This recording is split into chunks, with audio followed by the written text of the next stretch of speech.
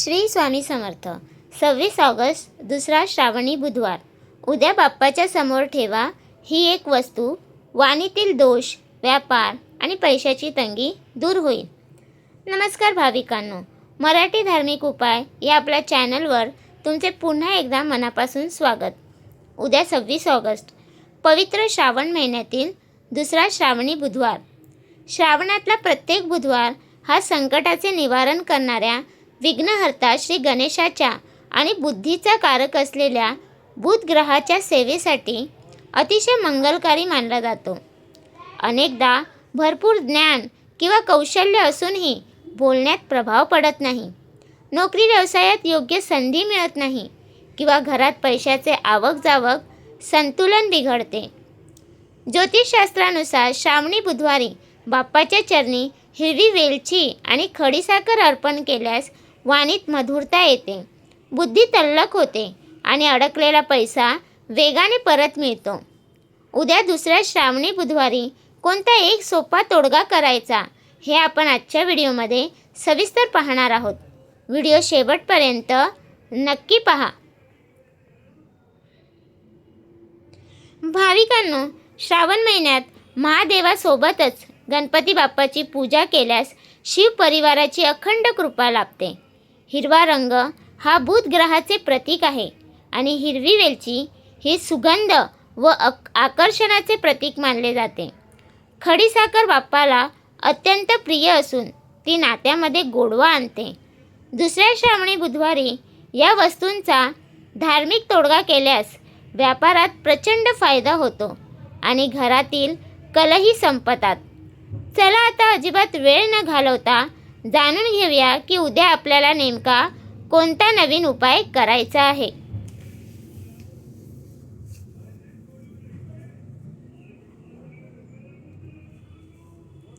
हा उपाय तुम्हाला उद्या 26 ऑगस्ट दुसऱ्या श्रावणी बुधवारी सकाळी किंवा संध्याकाळी पूजेच्या वेळी करायचा आहे. सकाळी स्नान करून स्वच्छ, शक्य असल्यास हिरवे किंवा पिवळे वस्त्र परिधान करा. एक लहान चांदीच्या वाटीत वा स्वच्छ कागदावर हिरव्या 2 वेलच्या आणि खडीसाखराचे 5 लहान खडे घ्या.